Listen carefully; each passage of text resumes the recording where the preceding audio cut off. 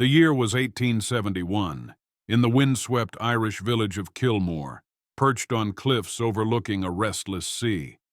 The villagers lived simple lives, fishermen battling the waves, women sewing by lamplight, children running barefoot along cobblestone lanes. Life moved slowly, predictably.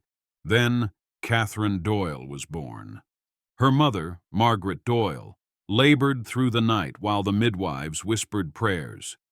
Just before dawn, the child entered the world, but something unsettled the women present. Catherine did not squirm blindly like most newborns. She stared, wide-eyed, unblinking, as though she had come into the world already knowing it.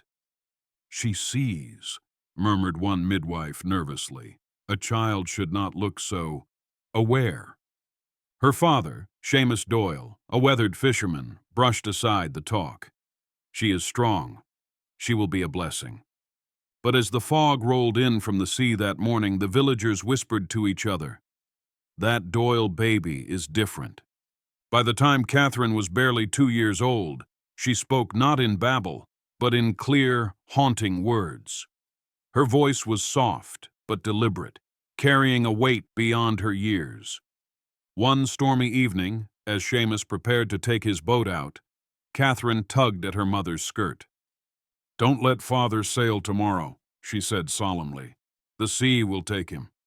Margaret laughed nervously. Children had wild imaginations. But the next day, despite her pleas, Seamus joined the other fishermen. Hours later, a furious squall swept across the bay. His boat capsized. He survived by clinging to driftwood, washing ashore half drowned.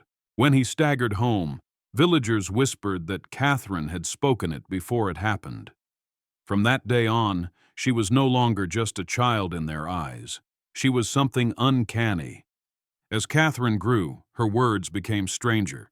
She could sit quietly, watching children play, then suddenly speak a truth that cut like a knife. To one boy, she said, "Don't hide under the hayloft tomorrow. You'll fall and break your arm." The next day, he did. To another, she whispered, "Your brother will fall sick, but he will live." A week later, it came true. Children began to avoid her. Mothers pulled their sons and daughters away when Catherine walked past. "Stay clear of that Doyle girl," they muttered. "She knows things no child should." At night, Catherine wept to her mother. "Why do they fear me? I don't ask to know these things. They come like whispers I cannot shut out." At 6, Catherine entered the one-room schoolhouse, where Mr. Harrington taught reading, numbers, and scripture. On her first week, she quietly raised her hand. "Sir," she said, "don't walk home the long way today." He frowned. "And why not, Miss Doyle?" She only shook her head.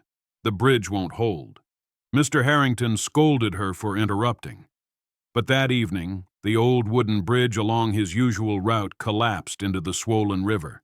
Had he taken it, he would have fallen to his death. When he heard of Catherine's warning, his face turned pale. He never scolded her again, and though he treated her kindly, he avoided being alone with her. He could not shake the chill of a 6-year-old who seemed to know fate itself. One Sunday, after Mass, the parish priest, Father O'Leary, asked Catherine, "Do you believe God gave you these words, child?" Catherine stared at him with unsettling calm. Then she whispered, "You hide letters beneath the chapel floor, letters that aren't yours." The priest stiffened. His hand trembled as he blessed her. Weeks later, rumors spread of his secret correspondence with a woman from another parish. The shame forced him to step down temporarily. No one knew how Catherine discovered the truth. No one but Father O'Leary, who now avoided her gaze during every sermon. Margaret Doyle loved her daughter fiercely, but fear gnawed at her. At the market, women turned away when Catherine walked by. Some crossed themselves. A few even muttered, "Witch," under their breath. One night, Margaret found Catherine sobbing into her pillow. "I don't want to know, Mama," the girl cried. "I don't want to hear their secrets. They make me so tired." Margaret stroked her hair. You are my child. Gift or curse, you are mine. We will bear it together. But deep down, Margaret wondered if her daughter's burden would destroy her before she even grew up. That summer, a traveling fortune-teller set up a tent at the edge of the village. Curious villagers flocked to her. Some begged Margaret to bring Catherine. The woman took Catherine's small hand, studied her palm, then gasped. Her painted smile faded. This child. Her tongue is a bridge between the living and the hidden. She will either bring great light or great sorrow. Catherine looked at her calmly and said, "Sorrow has already begun." The fortune-teller released her hand quickly, as though burned.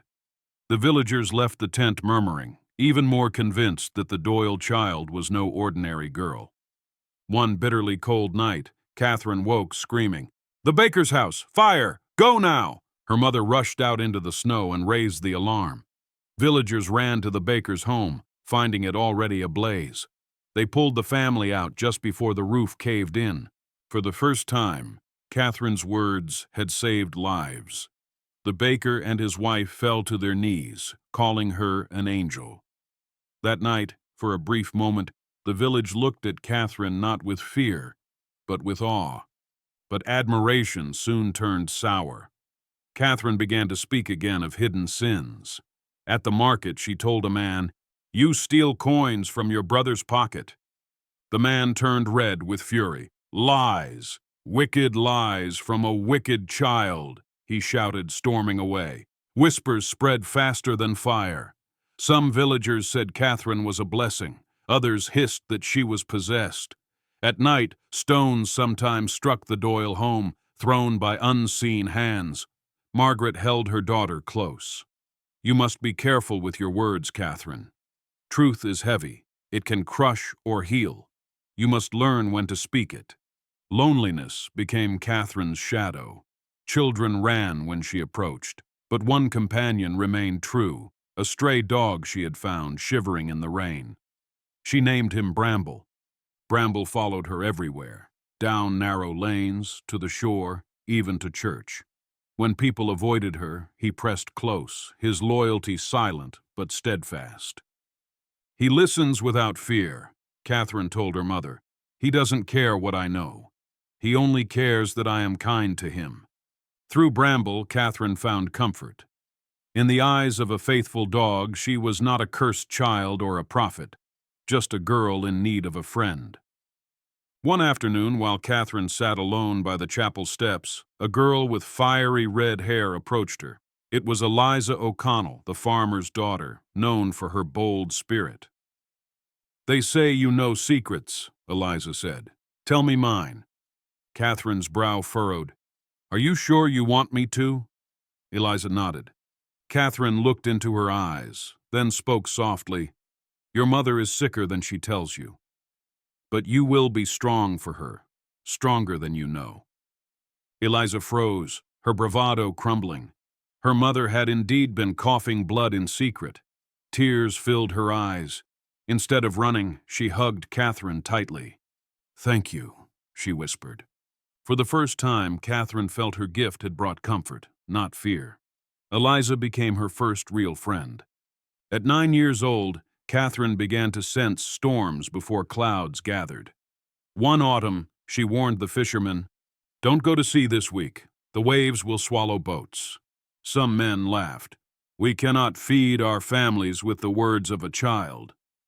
But a few heeded her warning and stayed ashore. That week, a monstrous storm rose without warning.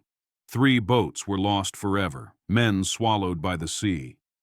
Wives and mothers wailed on the rocky shore. Those who had stayed behind clutched Catherine's hands, whispering prayers of thanks. For the first time, villagers realized her words could save lives, if only they chose to listen. But not all were convinced. Fear and suspicion spread again. The village elders called a meeting in the square. "She meddles with things no child should know," one man argued. "It is not natural." Another countered, "Would you rather have lost more sons to the sea?" She saved lives. Margaret Doyle stood before them, trembling but fierce. My Catherine is no witch. She is only a child who did not choose this burden. If she were yours, would you cast her away?" The elders debated deep into the night. In the end, they decided Catherine would remain in the village, but with watchful eyes upon her. No verdict satisfied everyone. The seed of unease remained, waiting to grow.